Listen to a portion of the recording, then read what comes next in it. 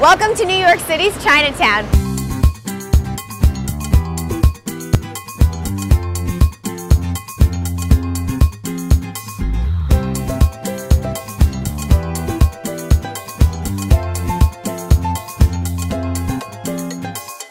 This is the Golden Unicorn, my favorite spot for dim sum, and we're gonna go up and have an amazing brunch.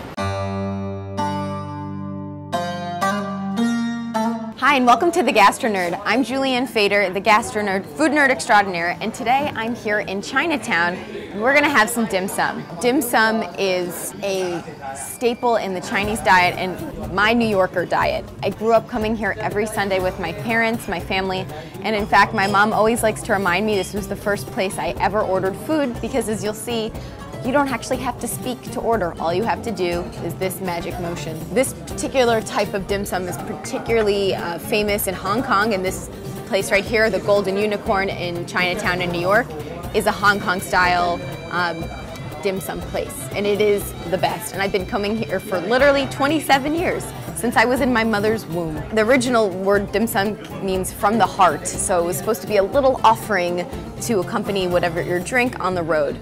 And today, dim sum can really range from my favorite dumplings to pork buns, chicken feet, anything you can find that can fit into a little cart and is pushed around. Okay, so these are my favorite. So people come around, they'll show you, oh, I love, these are shrimp and a rice noodle, that's my favorite. The other one's beef, yes. An extra sauce, I love this soy sauce is the best. It's a little bit sweet, and oh, it's like better than any dumpling. And then these are pork buns. Oh, we'll have to get ooh, look at these. Oh my God, what are these? What are they? Maybe egg. Egg? Yeah. Oh, no, I don't like the egg, but look how cute they were. Oh, steamed Malaysian cake. I've never tried that before. Should we try it? Yeah, let's try it. We're gonna try one. And the way it works here is you can tell there are no prices, but this is how you understand what's in everything. And there's no menu. This is the menu.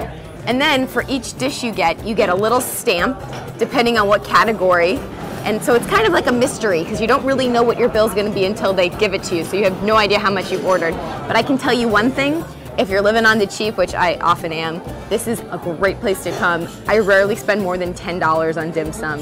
Every plate's maybe $2 or $3. And if you're coming with a group of friends, it's a great, cheap, delicious, fun brunch.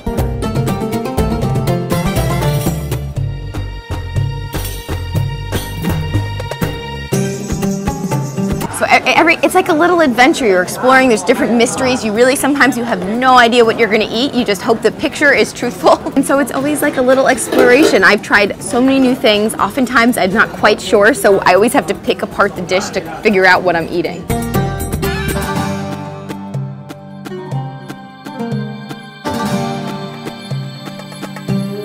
Ooh, can we look at the chicken feet? Okay. I'll tell you, we're not gonna eat it, but I just wanted to show, this is my brother's favorite dish. It's chicken feet. It's actual, like you've heard of chicken fingers, like kids eat, this is actual chicken feet. This is the real deal. I've tried it once, it's very gelatinous, it's kind of like chewy, you're kind of nodding on it. It's not my cup of tea, but my brother loves it, so if you're adventurous, I certainly advise it. So let's dig in. I'm really excited. So one of my favorites are these little shrimp and, oh, they're so sticky. Shrimp and spinach dumplings. I love dumplings. My mom calls me little dumpling because I could just eat dumplings all day, all night. I crave them constantly. When I was working in restaurants, I would always keep a stash of dumplings in my fridge or freezer at all times because I needed to eat them immediately when I got home from work. They're a great late night snack, let me tell you. Because I love to eat them so much, I started playing around and taught myself how to make dumplings. So I'm going to show you how to make a very similar dumpling. This has shrimp and vegetables. We can put anything in it, but let's take a look at what's inside.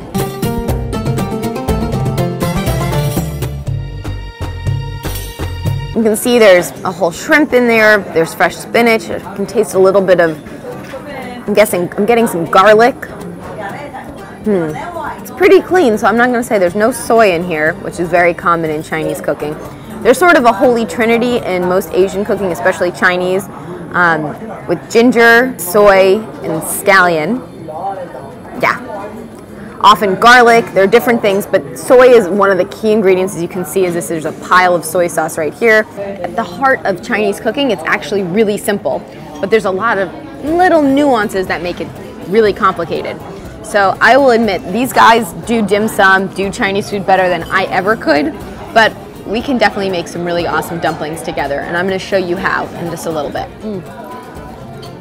Well, it's pretty messy to eat. But as you can see, it helps to have a big mouth when you're eating dim sum, and I have a big mouth, so it works. But for a date, I think dim sum could be one of the most fun date spots. It's a little awkward, but let me tell you, once you get past that, and that's a really good sign that you're getting along with your date and you don't mind being a little messy, it's going to be a first date to remember.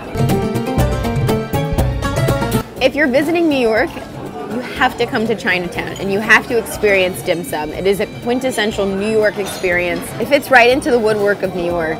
But when you walk in, you really do feel like you're in a completely different country. All the signs are in Chinese, everything's in it. A lot of people here don't really speak English. So you have to have your explorer hat on because you're going to be out of your comfort zone a bit. But that's what makes it so fun and so exciting. Should we try this weird Malaysian bread thing?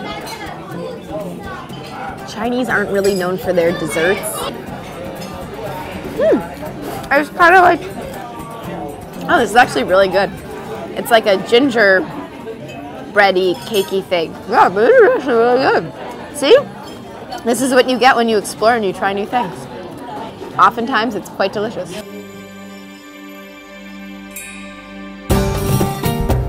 So, finally, we were patient and we were rewarded with turnip cake.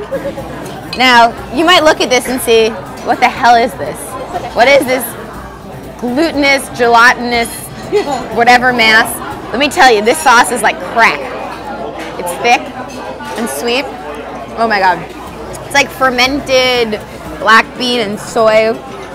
And they make these turnip cakes. So this is like mashed turnip. There's a little bit of, there are pieces of pork in here. We can dig right into it. Here's where all the magic is made.